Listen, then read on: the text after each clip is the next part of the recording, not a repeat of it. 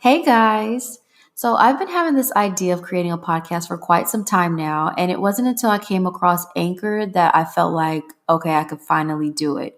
It just made everything so much easier and so convenient. It's free, and you can record and edit your podcast from your phone or your computer, and they distribute your podcast to all the major platforms, which that's basically all the hard work right there. Everything you need is here in this one space. So if you're thinking about creating a podcast and you don't know where to start with Anchor. All you have to do is download the free Anchor app or go to anchor.fm and get started today.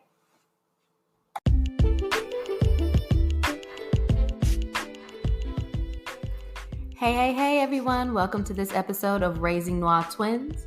This episode, we're going to be talking about baby hair. And now I'm not talking about those edges that we all be trying to lay. No, y'all. I'm talking about actual baby hair. So when I was pregnant with my girls, the first thing that everybody would say is, you're going to have to learn how to do hair, right? And y'all, I couldn't even be mad at it. I couldn't even argue or anything with this comment, because the truth of the matter is, I don't know how to do hair. I don't. It is what it is, all right? Everybody that knows me or that follows me on Instagram, Facebook knows that 99.9% of the time, you about to get this hot puff. You know, it's so loyal, so faithful. It's never disappoints. It's just like, it is what it is, and I try to do other things. I do. I really try, y'all, but it never comes out right. So I just be like, boom, let me go ahead and put it in my little puff. Let me fluff it up. Like, it's all good. But now that I have girls, I really want to step my game up when it comes to doing hair and all this good stuff. Because you know what? I don't want my girls to be out in the world looking crazy. And then I need to know how to manage their hair and take care of it to the best of my ability. Trying to be the best mother that I could be, y'all. Okay. So in the beginning, of course, everything was great when they were babies. They had the fine hair. You could still use that little soft baby brush that you could use on like a little baby doll. But then, once they hit a certain age, that real hair start kicking in. So I had to get a real brush for their real hair. And then I had to start finding out what products worked for their hair, because both their hair is not the same. So one of them has a tighter curl pattern than the other. And so when I first started putting their hair in little ponytails and stuff, and I was using this one product and it started out good. When you first put it on, it was all great. Hair was all moisturized and all that good stuff. But once it dried, it made Lala's hair look extra dry. And then it even started to flake up a little bit. So I was like, oh no, I can't have my babies out here looking like this. This is a no-go. Can't do it. So I ended up finding this other product. I think it's actually by Shea Moisture. I think it's their kids line. And it is like coconut and hibiscus or something. But anywho, y'all, it's the bomb. I love it. It does exactly what it's supposed to do. It helps with detangling. And it just runs right. I can run my fingers right through their hair and style it the way that I want to. And I use the cream and the conditioning spray. And y'all, it's just the bomb for me and my girls. That's what I use. And it just makes things so much easier. As far as actually doing their hair, I will say that I don't really have a problem with doing ponytails per se. I could do that all day. I actually kind of enjoy doing little ponytails for them. It's hard though, just because they always want to be, playing with this toy or watching this or doing that. And so they just don't sit still. That's the hard part of it. But I think I'm actually pretty good with the ponytail game. I've surprised myself. You know what I mean? So I'm actually, give myself a little pat on the back with that. But I think what everybody was really talking about when they say, you're going to have to learn to do hair right, I think what they were talking about was braiding. Because, y'all, I'm just going to throw this out here. I'm going to confess today. First of all, let me say, I don't know if y'all seen this Instagram post, or I don't know if it was a thread on Twitter or something, but it was about the secret society of Black women that can't braid. And y'all, like I said, I'm going to just be real honest. I'm a member. I can't braid. I cannot braid.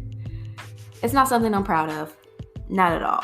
But you know what? I'm going to take that back. I'm taking it all the way back. I'm going to give myself a little credit.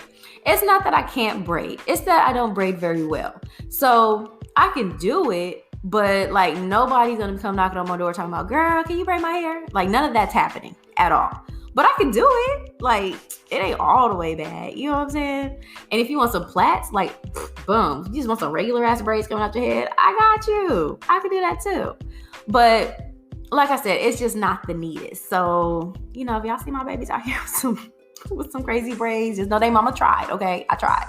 But no, I have been practicing on their hair since, that now that they have more hair and all this good stuff. Again, it's not easy because they be wanting to squirm and move and all this stuff. But your girl's trying, okay? I really am. But, and then sometimes, like, when I go on YouTube, just to look at little different styles, or sometimes, you kind of get sucked into the whole YouTube thing. You start watching all these different videos. But I'm just like, oh my gosh, this is way too advanced. Like, whatever just happened to simple ponytails with knockers and barrettes. And then even beads, y'all. I know I'm not the only one that had beads. Like, oh my God, you couldn't tell me I was not fly at like 10 years old. Like when my mama would wash my hair and grease my scalp and then braid my hair to the side, but them beads, all 5 million of them at the end, like clickety clack clack click. Yo. You could not tell me I wasn't fly at 10. And I'm gonna just say, like, I don't think I've seen it in a very long time until recently. These 2 little girls came on my flight and it was just the cutest little thing. Like, oh my gosh, I just had to tell them. I'm like, oh my God, I love your hair. Like, they were just so adorable. Side note, I always, whenever I see little black girls come on my flight, I always give them a compliment. It doesn't always have to be about their hair, but I just want them to know that they're beautiful and that they're seen. And you know what? On that note, we're going to go ahead and take a short break and we'll be back here in a second.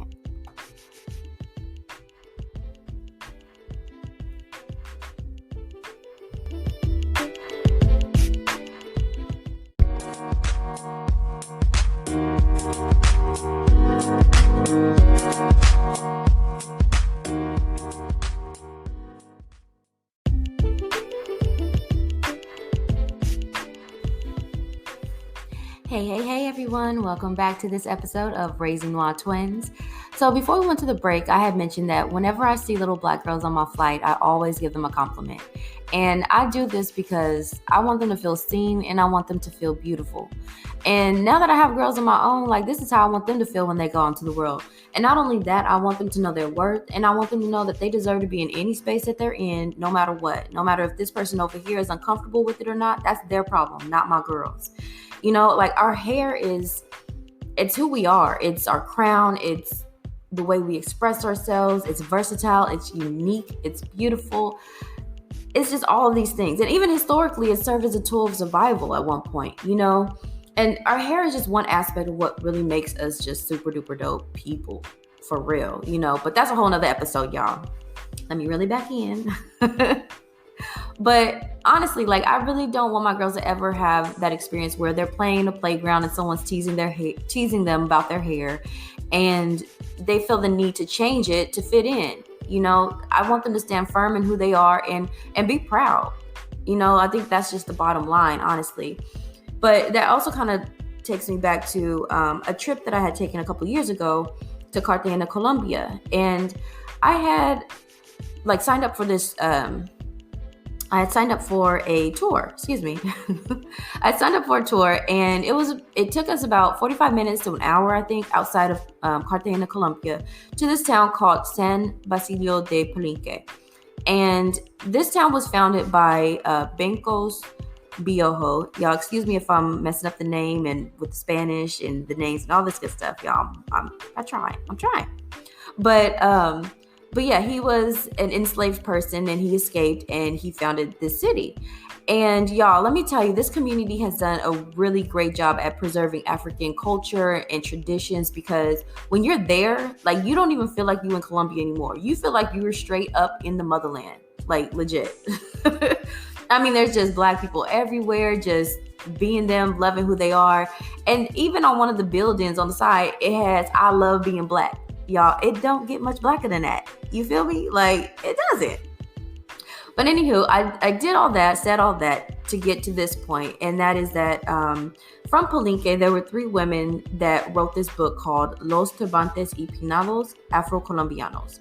And this book was dedicated to the little girls of Palenque, because even though in their community, they all, pretty much had the same hair, do the same hairstyles, all this good stuff. When they would go outside of Palenque, they would get teased for their hair. So I thought this was really dope that, these women saw that this was an issue with their young girls and addressed it by writing a book. I just thought it was pretty dope. And then even, to kind of fast forward to today's time where we have that book Hair Love, it's just a book of this little girl, and even the visual that goes with it, I think it's super cute. But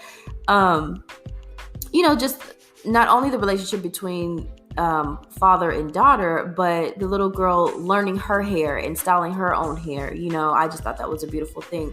But also in the book, it goes into, and this is, I'm sorry, not Hair Love, but this is the one that was written in Palenque for the little girls. This was, it also goes into the history of our hair. And so this kind of goes back to what I was saying, that it was a tool of survival. So the way that some of the women had, the designs that the women had made with their cornrows, it was really a map. And it also sent messages to other people too. And y'all, you can actually read up on this at afrobizworld.com. And also, like I said, it's in this book. So I just thought that was really dope. I thought it was really cool. And, all jokes aside, I know earlier I was talking about how I can't braid that well, which I can't, but I'm working on it, y'all. Okay. I really am. But, when you read stories like this, you're like, oh man, like I need to do better, So my whole goal really is just to maintain my girl's hair in the most healthiest state that it can be, make sure it's hydrated, moisturized, and that it's just growing and thriving. That's it. So yeah, I mean, and I know earlier I was kind of talking about the products that I use for their hair. I don't know if any of you, had that same issue that I was having, where I was just, I was trying to find products to use on their hair, and some worked, some didn't. And I think I finally found one that actually worked. Like I said, it was the Shea Moisture Kids line. It's coconut and hibiscus, and it works on the hair just fine now. I don't know if later on it may not. Hair changes. But yeah, if you guys had that same issue, or maybe you didn't, because I know I have a girlfriend that has 4 girls, and hair was never an issue for her. Like, she just always knew what to do. She always knew the things, and so some of y'all may not even have this issue and probably like, girl, really, really get it together.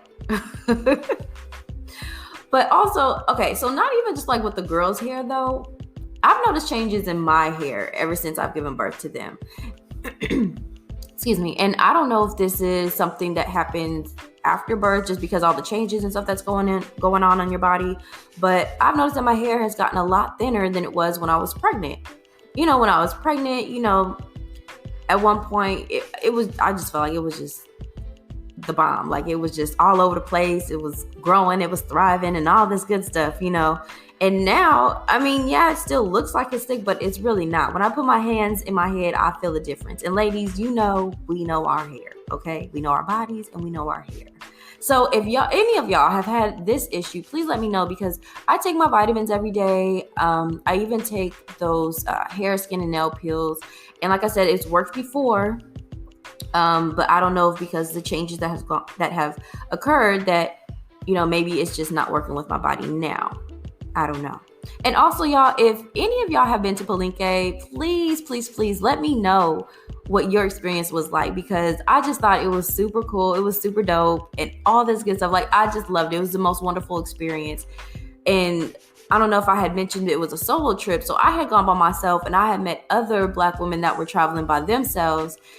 And I even met a mom where she was traveling with her young daughter. So I can't wait. Well, first of all, I just can't wait till they get to that age where I can just take them everywhere. But, I just thought that was really cool too, because I know a lot of times when people say, let me just go back from my experience. When I said that I was going to travel to Colombia by myself, a lot of people were nervous for me. And I don't know if it's just because I live in my little bubble sometimes or whatever, but I was like, it's fine, it's good. So going there and experiencing Palenque and all the stuff on my own, it was a really great feeling. So again, if you guys have ever been there or you know about it, I would love to hear your experiences and the knowledge that you know, because I'm sure I don't know a whole lot about it. And, I'm still learning. all this good stuff. So, y'all, I guess this really concludes our episode of baby hair.